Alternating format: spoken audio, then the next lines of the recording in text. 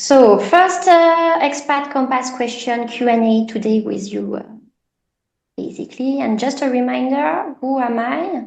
I'm Marie Touchassou. I'm the founder of With My Expat Compass. I'm holding almost 15 years of experience in global mobility, and I was myself, as you can see from the picture, I was myself an expat for 5 years in India between 2015 and 2020. As of today, I'm a freelancer and I'm advising French HR organization and as well foreign organization about their expats topics. And on top of my regular, let's say, B2B activities, I have decided to create With My Expat Compass so that I can advise the expats themselves. For me, it was in my mind for a very long time that expats are very much alone in assessing their situation from an HR perspective, whether it is about career, how to become an expat, how to negotiate their contract and their salary, which benefit in kind to negotiate, how to anticipate about their retirement, and as well for the expats, how to manage the return and the repatriation to their home country. So I have decided to launch With My Expat Compass as a side hustle so that I can advise expatriates themselves and candidates to expatriation. And that's why today we are together. For this activity, I'm developing as well some webinars and other moments where we can share together and you can get access to someone in HR that for once will be by your side. So let's move on for the first question. So I forgot the chance to be on live. Yes, I forgot to say I publish on a daily basis on LinkedIn about expats, as well on Instagram. Delphine, my VA, is helping me to run the account. And once a month, I host the Question Compass on Instagram, where basically I answer all your questions about your HR situation. So HR works for the employer, not for you. And that's why your questions very often stay unanswered. And that's why I created With My Expat Compass. And that's why as well, I wanted to get this session just together today. First question, do you really review all the CVs you receive for a job posting? Because when you apply and you only get an automatic rejection, we don't see so much. Even if your CV resume is perfectly aligned with the job description, it can really hurt. As a generic principle, as HR, we should be reviewing all the resume, and this is what we were doing before getting the ATS, the tools that help us to manage candidates' application. However, depending on the organization you apply to, every organization has a different applicant process. And some of them use AI or softwares to select a resume matching with the job position. So basically, they set up some criteria within the tool where they say, my focus is to get this skill, this type of experience. And then basically the tool is using this criteria to select the CVs and resume going ahead and the ones that are getting rejected.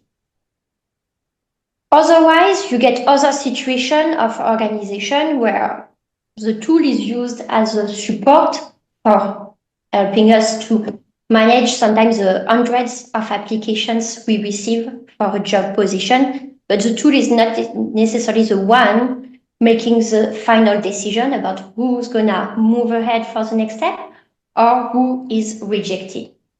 So for this one, usually it's still humans making the checking every resume. But what you need to get in mind is that we receive hundreds of applications. And that's why when we check a resume, it's getting very fast. And that's why your resume needs to be very straightforward, with keywords very visible so that we can really check. Basically, we scan the resume and we get very quickly an idea if the profile is matching, yes or no.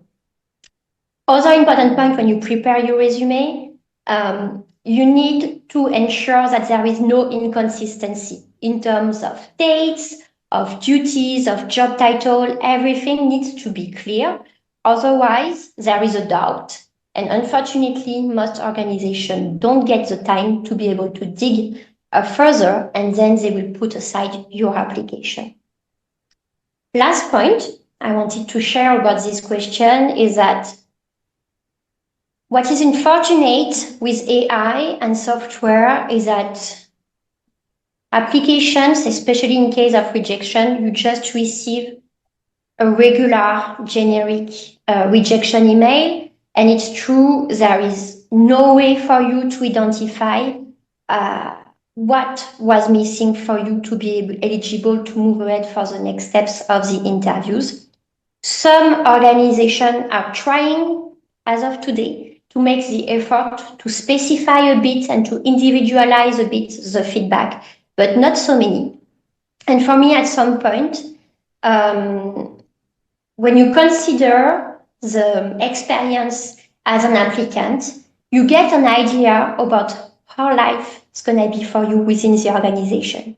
And basically, if as an applicant, the process is painful, it means that more than likely your life there and your HR management will be painful. So sometimes you can consider this as a blessing in disguise. And yes, sometimes it's being rejected for being able to move ahead and to find other opportunities. And that's it. Move on. Nothing personal. I understand that when you receive several and sometimes dozens of rejection, or even some organizations are doing this, ghosting, it's not very nice, but sometimes don't take it personal. Just try to assess if your resume, something is missing, and then move on. Question number 2. How to know my value on the market? How to know the salary package of other similar posts in my industry for better negotiation? What is the amount to ask for being a director of the company hiring me, as there are legal implications? And last but not least, my company wants me to add one more directorship under my current contract. How much should I ask? Very often, when I advise expats or individuals through with my Expat Compass, how to know my value on the market is the first key question they share. What you need to understand is that value on the market, it's a very generic concept, and it's something that is not necessarily visible and shared by organization. And even we can consider at some point the strategy in terms of compensation and benefits in kind as a competitive asset. And most of the organizations are very, very careful to protect and to ensure confidentiality about their practices in terms of salary and compensation. You get some surveys on a global basis, but as well on a country basis, on a localization basis, on an industry basis, but they are very, very expensive. To give you an idea, sometimes you can get for France, one survey for the salary for one job position for one industry, and the salary band, if you want to purchase it, it's almost 2,000 or 3,000 euros just to get this data. And this data, obviously, is on average and not necessarily covering all the organization, because the organization participating to the surveys are not necessarily all the organization from the market considered. You get a nice tool. It's a tool for me. It's Glassdoor. In some countries and for some opportunities, it gives you a first insight. But what you need to be very clear is that every position is different, and that's what justifies us to make individualized compensation. You can get an extra luggage, and then this can explain why we pay you a bit more, especially if this language is a skill that we are looking for. We can pay a bit more depending on the type of degree you get or which organization you get as well. More and more people are getting certifications, and sometimes certifications add a lot of skills, and we are ready to pay a bit more for this. Situation of expatriation, for example, you have been an expat for 3 or 4 years in India, and you come back, you apply for a job in France, and you will get Indian exposure. Obviously, this expat as an experience is bringing you added value, and we are ready to consider this and to add something as a special allowance, if we can say, into the compensation offer we are going to do. So basically, it's very, very difficult to know your value on the market. You need to know as well that some organizations, they are low cost, so they will pay as per the salary band, the lower bracket, while other organizations, they are more on the median side or the upper side. So this is something very complicated to, let's say, master. And I think as an individual, it's something very difficult to make an assessment with. And that's where it's best to be advised by an HR professional to get a more clear idea exactly about your value with someone having the experience and the expertise to make such assessments. Second question, how to know the salary package of other similar posts in my industry for a better negotiation? Don't forget that normally there is a confidentiality clause and you are not supposed to know. You are not supposed to share your compensation data. And I would say even if at some point you are caught up sharing this data with someone external from your organization or even internal, you can be in a big, big trouble. So basically making an assessment, it's very, very difficult because here it will all depend on your job position, the industry, the location, your family situation. Everything adds some specificity in your case that will justify how we build up the expat package for you. So better negotiation, and I hear the word in this question. I would suggest that you take a look, you download the free guide I have written about the 5 key points HR consider and have in mind when they prepare a salary package, because these are the keys that will help you to assess how to negotiate better.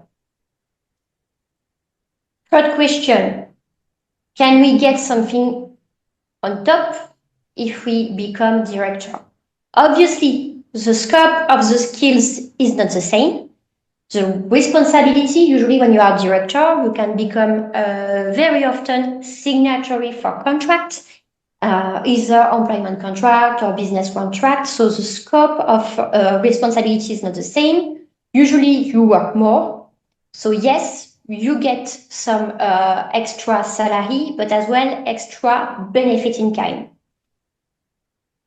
I cannot give you an idea about exactly how much more you can get because it all depends on the organization you are working for. And sometimes, even within the same organization, if you work in different business units, you can get different policies for this. I think we should never ask, in the sense, for me, if you set up the negotiation with a starting point saying, I'm just eager to know how much you intend to provide me as an additional salary for these additional duties. You don't set up any, let's say, expectation on the HR side. And if you are not happy with what is provided, you can still negotiate then at that point, because what they offer you will be then the starting point. And usually, when you get a starting point from HR, you can negotiate from up to 20% from this starting point. So this will be the way I will negotiate if I would be in your situation, getting this new responsibility as director. And basically, I think that I'm answering more or less to the question. You were asking as well about legal implications. Legal implications, sometimes as well for some countries, it will mean that your employment status will change, your employment contract will need to be updated. In some situation, your retirement fund will be different. So check out, but it all depends on the organization and or the country. So I'm just providing basic insight and generic insight for this one. Next question, number 3. Can you share my peers' salary? I think it's always a question we are very, very curious about. Basically, compensation, like I said, it's confidential, a competitive edge, and basically, usually as HR, we keep this information only for HR. And in some situations, for example, for budget purposes, we may share this data with finance team, but it's otherwise never shared externally.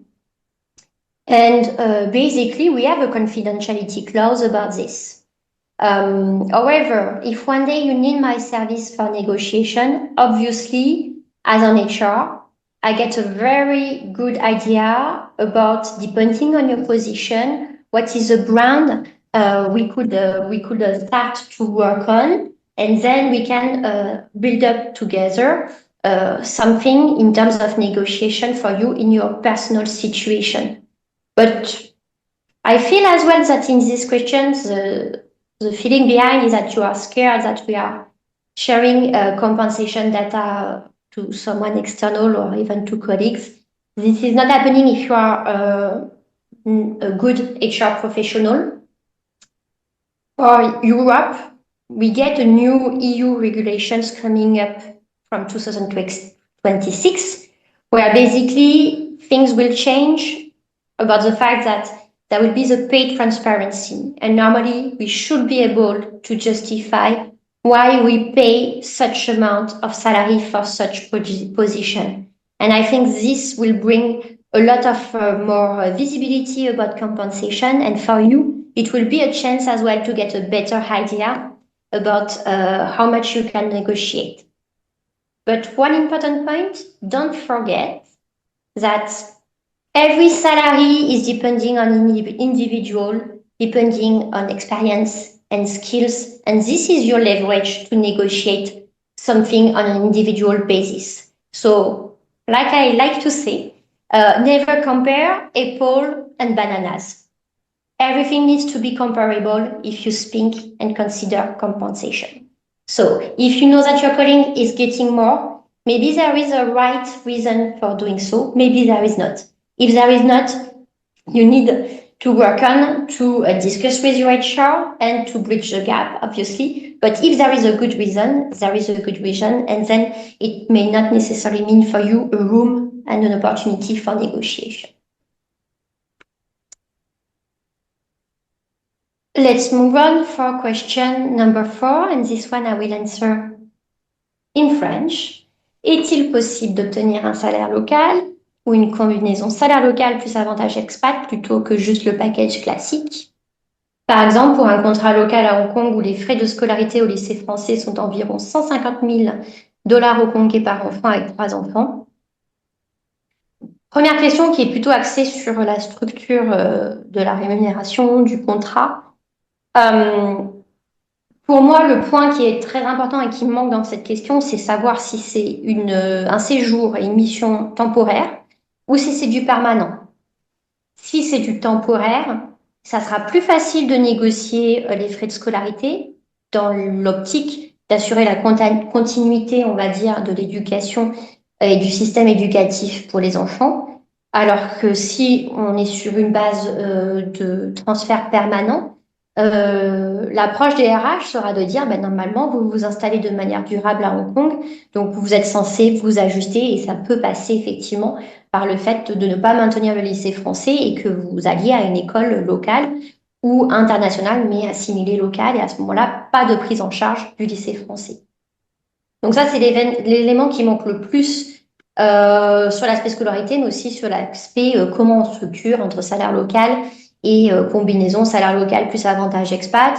Sachez que la tendance actuelle est vraiment dans, on va dire, une démarche de ne plus avoir de package expatriation classique, à part pour, on va dire, les positions de type top management, donc vraiment les décideurs qui sont le plus haut dans la hiérarchie de l'organisation, et aussi des positions où il y a une critiquabilité business qui justifie qu'on a vraiment besoin de vous, il n'y a pas d'autres candidats, et à côté de ça, on a vraiment besoin que vous partez. Les enjeux sont trop forts et à ce moment-là, on pourra faire un package d'expat. Mais sinon, on s'oriente plutôt sur une approche plutôt salaire local avec des fois des avantages, sauf que les avantages varient d'un pays à un autre, d'une industrie à une autre, d'une société à une autre.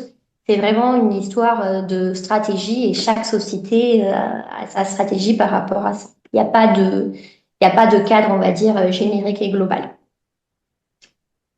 Et enfin, dernière question, les RH sont-elles prêtes à soutenir un accompagnement sur la carrière du conjoint, bilan de compétences, accès à des réseaux locaux, soutien financier? Alors ça, c'est un sujet qui me tient beaucoup à cœur. En soi, je pense il y a plusieurs problèmes. Le premier problème, c'est le sous-staffing des fonctions RH et en particulier pour la gestion des expats et qui n'ont malheureusement pas forcément toujours le temps de creuser le sujet, le suivre et l'accompagner comme elles devraient. Deuxième point, le problème de gender ratio pour les expatriés. On a plus d'hommes que de femmes.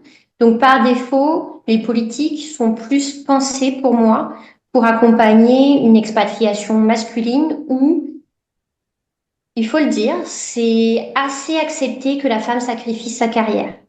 Alors que quand on accompagne des expatriations féminines et le mari sacrifie sa carrière, je vous assure, les discussions ne sont pas les mêmes. Et il y a souvent des exceptions. Donc, il y a encore ce gap à combler. Et c'est pour ça que j'ai rédigé deux e-books sur le sujet des conjoints. Le premier sur la difficulté d'assurer une carrière et sa continuité et la difficulté à trouver un job en local. Et le deuxième, c'est sur le fait, et ça c'est un point où j'essaye moi de mon côté quand je fais des prestations de conseil auprès des organisations, j'essaye de pousser au changement. Le deuxième point, c'est que j'ai l'impression qu'on accompagne les conjoints avant le départ parce que c'est un moment un peu critique, on a envie que ça réussisse. Et puis après, une fois qu'ils sont partis, ben, il n'y a plus vraiment d'accompagnement, il n'y a plus de mesures, il n'y a plus de soutien. Et en fait, c'est bien dommage parce que la temporalité joue beaucoup. Et il y a plein de solutions, pas forcément trop coûteuses, qui permettraient d'accompagner un peu mieux les conjoints et conjointes dans cette aventure qui est l'expatriation. Donc, est-ce qu'elles sont prêtes? Honnêtement, elles ne le sont pas parce que ça a un coût assez significatif de mettre en place ce type de mesures. Beaucoup, et je pense qu'il va falloir attendre un petit peu, et ça reste entre nous, mais je pense que beaucoup de choses pourront bouger une fois qu'une certaine, on va dire une certaine génération de décideurs RH sera partie. Donc, personnellement, moi, j'essaye de promouvoir au maximum, dans la mesure de mes possibilités, un changement par rapport à ce sujet. Cependant, ça dépend vraiment d'une organisation à une autre et selon, voilà, la perspective, on va dire, des décideurs RH, mais pas seulement RH, hein, je ne veux pas jeter la pierre que sur les RH. Des fois, c'est les décideurs business et c'est même le comité de direction qui peut décider de ne pas vouloir le faire. Question 5. Comment est vue sur le marché de l'emploi une femme de 44 ans qui rentre à Paris après 8 ans d'expatriation à l'étranger? Alors là, c'est une question à nouveau où je vais répondre de manière générique, mais en fait, ça dépend beaucoup euh, du pays, euh, du pays où vous avez été expatrié. Ce qui est sûr, c'est que l'emploi pour, on va dire, l'emploi pour les personnes au-delà de, enfin, à partir de 45, sur la tranche 45-65 ans, c'est vraiment quelque chose qui n'est pas forcément extrêmement simple à appréhender. Et c'est vrai que, quel que soit l'âge, quand on rentre d'expatriation, c'est des fois très difficile de faire reconnaître son expérience auprès des recruteurs français. Les recruteurs français sont quand même très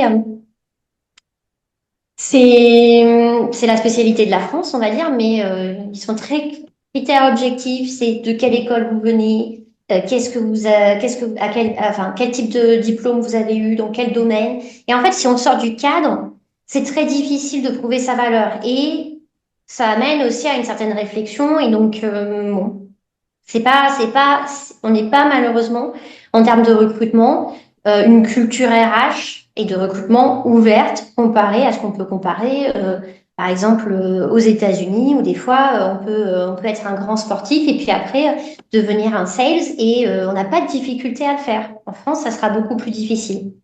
Donc, ce qu'il faut s'attendre au retour d'expatriation, c'est de devoir beaucoup s'expliquer, se justifier. Enfin, voilà. Donc, c'est là où c'est peut-être important de prendre une démarche proactive et aussi effectivement bien expliquer, bien mettre en avant votre profil. Moi, je pense que pour ce type de profil, et d'ailleurs c'est ce que je recommande dans le cadre de mes accompagnements, plutôt que de prendre beaucoup d'énergie à postuler à plein d'offres et où des fois on peut apparaître comme le profil un peu plus complexe et ça peut jouer en notre défaveur. Je pense qu'il faut utiliser au maximum le réseau en amont et c'est pour ça que pour un retour d'expatriation en général, je recommande d'anticiper un an auparavant pour faire une recherche d'emploi effective en activant son réseau parce que le réseau est souvent source d'opportunités très significatives et ce, même si on a déjà parti pendant une certaine période à l'étranger. Il suffit de le réactiver et en plus, bon, les gens sont toujours ravis d'essayer de donner un coup de main. Donc après, tout va se jouer sur comment vous structurez votre CV, comment vous le représentez et effectivement après la démarche et la stratégie de recherche d'emploi.